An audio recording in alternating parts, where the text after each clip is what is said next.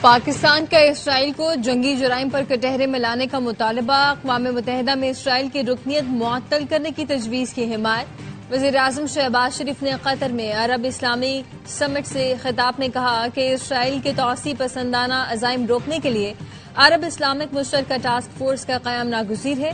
اسرائیل نے ہمارے برادر ملک قطر کی خود مختاری اور سلامتی کی خلاف ورزی کی ہے۔ پاکستان قطر کے ساتھ مکمل یکجہتی کا اظہار کرتا ہے۔ اسرائیلی جارحیت سے امن کی کوششوں کو شدید دھچکا لگا، اہل غزہ کو فوری اور ہنگامی بنیادوں پر امداد کی فراہمی کا مطالبہ۔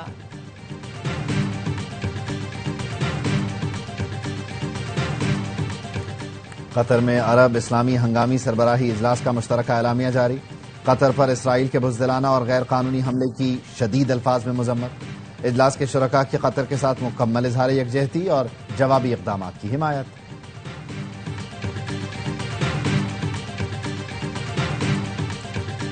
وزیر اعظم شہباز شریف اور سعودی ولی عہد شہزادہ محمد بن سلمان کی ملاقات۔ وزیر اعظم نے کہا کہ اسرائیل نے دوحہ پر حملہ امن کوششوں کو سبوتاژ کرنے کے لیے کیا۔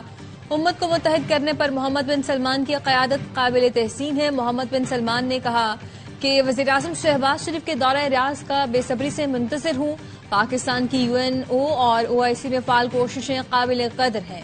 دونوں کی ملاقات دوحہ میں ہنگامی اجلاس کے موقع پر ہوئی۔ فیلڈ مارشل عاصم منیر اور نائب وزیر اعظم اسحاق ڈار بھی موجود تھے۔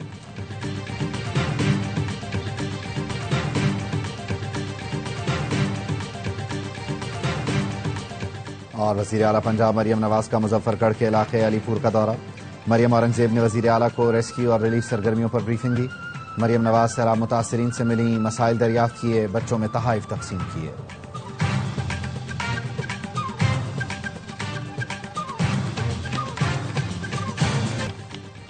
اور وزیر اعلیٰ پنجاب مریم نواز کا میاں والی میں الیکٹرک بس میں سفر کر کے پروجیکٹ کا افتتاح۔ مریم نواز نے بس اسٹاپ پر خواتین مسافروں سے بات چیت بھی کی۔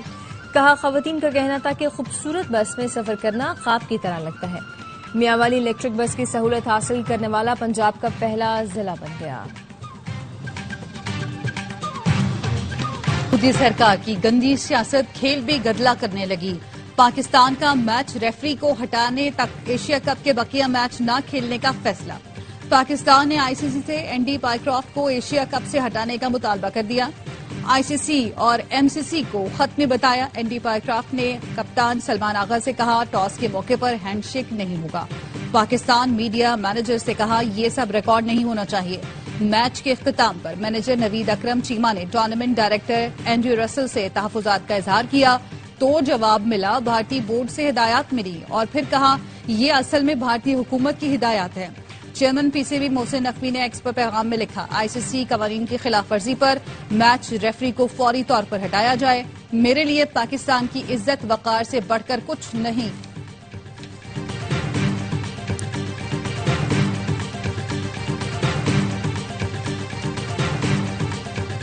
ICC بھی فاشسٹ مودی سرکار کے نرغے میں۔ بھارتی کپتان نے اعتراف کیا کہ انہیں ہاتھ نہ ملانے کا حکم بھارتی حکومت کی جانب سے ملا۔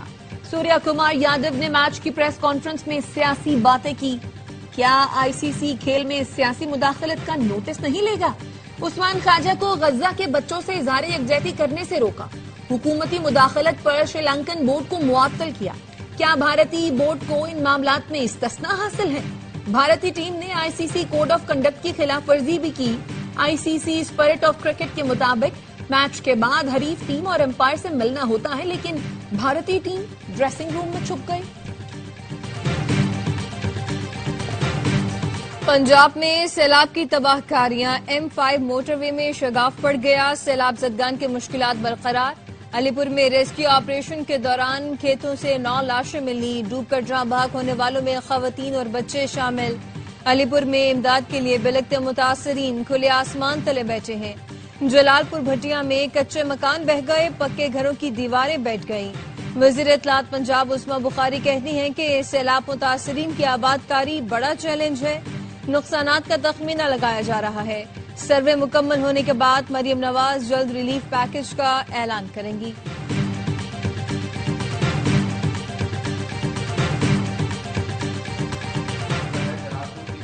میں نہیں، ورنہ موٹر وے کا ایک حصہ بہ جانے پر جماعت اسلامی، تحریک انصاف اور MQM درجنوں پریس کانفرنس اور ہزاروں ویڈیوز بنا چکے ہوتے۔ میئر کراچی مرتضی وہاب کہتے ہیں جماعتی بھائی اپنی حد میں رہ کر کام کریں، اختیارات نہیں ہیں تو گھر جائیں، KMC ان کے علاقوں میں کام کرائے گی۔ کراچی میں نئی ہب کینال بارش سے کیوں متاثر ہوئی؟ کینال کی تعمیر میں ناقص مٹیریل کے استعمال کا انکشاف۔ نہر کی تعمیر میں غیر معیاری سریا استعمال کیا گیا۔ نہر کی تعمیر پر 1 ماہ پہلے 12 ارب روپے خرچ ہوئے تھے۔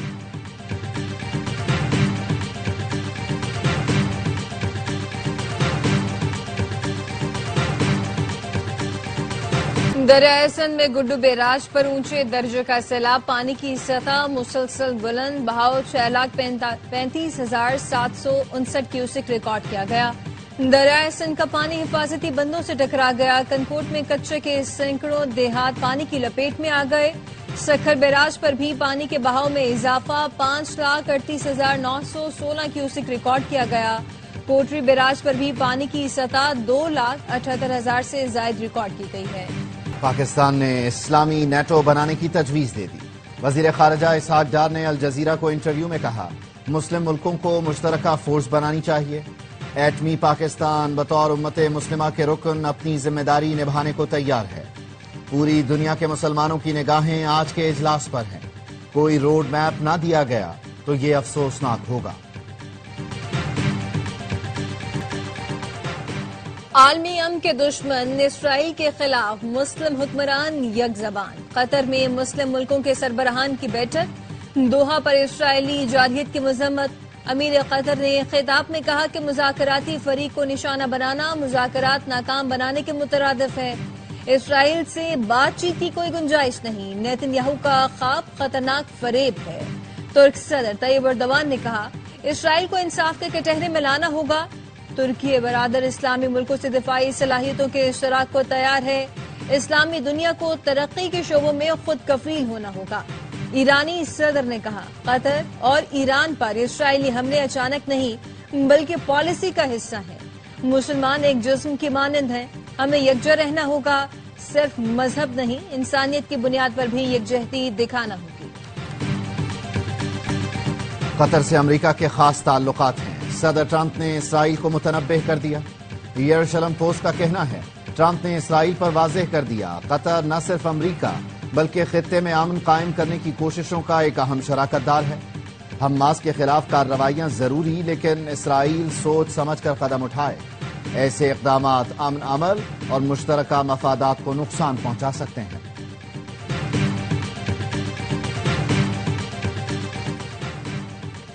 قطر حملے پر تنقید کرنا بڑی منافقت ہے۔ اسرائیلی وزیر اعظم نیتن یاہو کی ڈھٹائی، قطر کی خود مختاری کو پھر چیلنج کر دیا۔ کہا دہشت گردوں کو پناہ دینے والا ملک خود مختاری کا حقدار نہیں ہے۔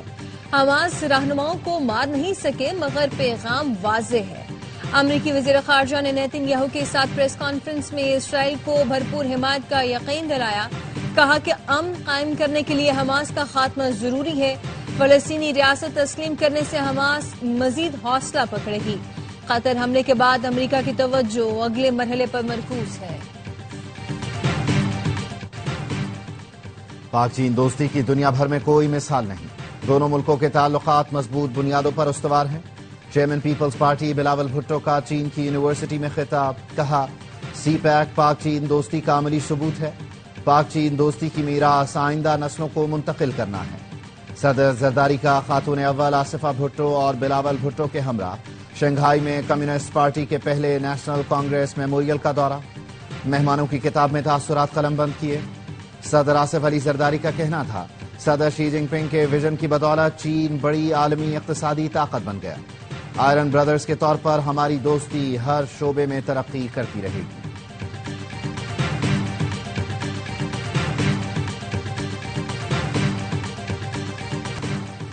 جیل کی دیوار یا دروازہ توڑ کر بانی سے مل سکتا ہوں، ملاقات نہ کرانے کا مقصد ہے پارٹی کمزور ہو۔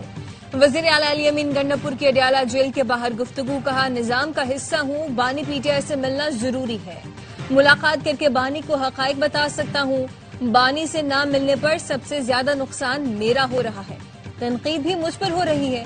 ہمارے کچھ ٹاؤٹس کہتے ہیں علی امین گنڈاپور ملا ہوا ہے، لاہور میں جلسہ ختم کرنے والے کون تھے؟ ان سے پوچھیں کیوں ختم کیا؟ میں تو رکاوٹیں توڑ کر پہنچ گیا تھا، جو ادھر بیٹھے ہوئے تھے گھنٹے بعد بھاگ گئے تھے۔ پشاور یا کے پی سے بندے لانے کی ضرورت ہی نہیں ہونی چاہیے۔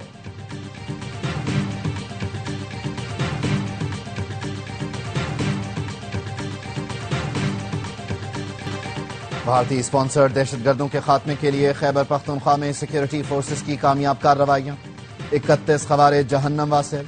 آئی ایس پی آر کا کہنا ہے شدید فائرنگ کے تبادلے کے دوران لکی مروت میں 14 اور بنو میں 17 خوارج مارے گئے۔ بھارتی اسپانسرڈ دہشت گردوں کے ٹھکانے تباہ کر دیے گئے۔ کارروائیاں 13 اور 14 ستمبر کو کی گئیں۔ آئی ایس پی آر کا کہنا ہے بھارت کی سرپرستی میں سرگرم دہشت گردوں کا قلاقمہ کیا جا رہا ہے۔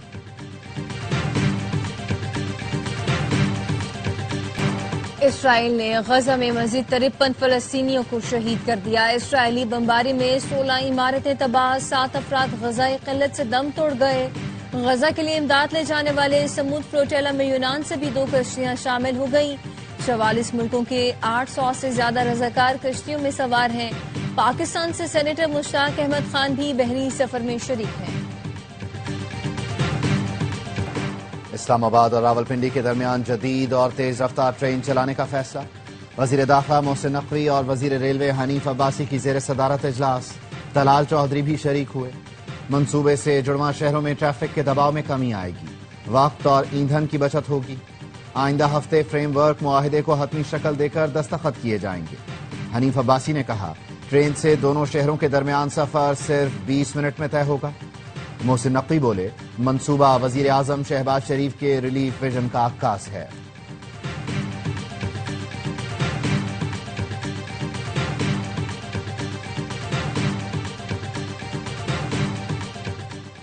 موسم کی صورتحال کے نظام کو جدید بنایا جائے، موسمی صورتحال اس طرح جاری ہو جس سے تیاری کا وقت مل سکے۔ وزیر اعلیٰ سندھ اور وفاقی وزیر موسمیاتی تبدیلی و ماحولیاتی ہم آہنگی مصدق ملک کی ملاقات میں اتفاق۔ مراد علی شاہ نے کہا کہ وفاقی حکومت سندھ میں سکھر بیراج کی گنجائش بڑھانے میں مدد کرے۔ مصدق ملک بولے ہمیں عالمی برادری کی مدد درکار ہے۔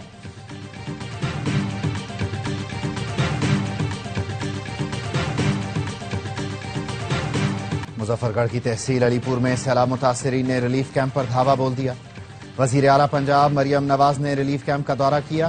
وزیر اعلیٰ کے جاتے ہی متاثرین کے ہاتھ جو لگا وہ لے گیا۔ متاثرین کی دھکم پیل اور ہاتھا پائی، کئی افراد کی حالت غیر ہو گئی۔ ملک میں 20 ستمبر سے ڈینگی پھیلنے کا خطرہ، عوام محتاط رہیں۔ محکمہ موسمیات نے الرٹ جاری کر دیا۔ الرٹ میں کہا گیا ہے کراچی، لاہور، اسلام آباد سمیت 10 بڑے شہروں میں ڈینگی پھیلنے کا شدید خطرہ ہے۔ سیلاب اور بارشوں سے ڈینگی کے لیے ماحول سازگار ہے۔ ڈینگی مچھر سورج نکلنے کے بعد اور ڈھلنے سے پہلے سب سے زیادہ متحرک ہوتے ہیں۔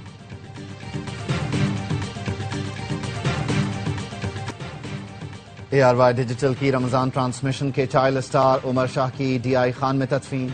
نماز جنازہ میں عزیز و اقارب اور لوگوں کی بڑی تعداد نے شرکت کی۔ ماموں کے مطابق عمر شاہ کو گزشتہ روز فوڈ پوائزننگ ہوئی۔ ڈاکٹر نے بتایا پھیپھڑوں میں پانی جانے سے عمر شاہ کی موت ہوئی۔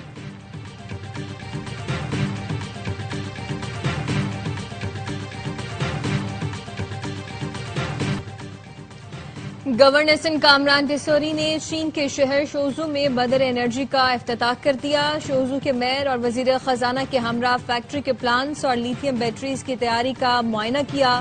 گورنر سندھ کی چینی سرمایہ کاروں کو کراچی کے انڈسٹریل زونز میں صنعتیں قائم کرنے کی دعوت، کہا پاک چین صنعتی تعاون معیشت اور پاور سیکٹر کے لیے سود مند ہے۔ لیتھیم بیٹریز پاکستان میں بجلی بحران کے حل میں مددگار ہوں گی۔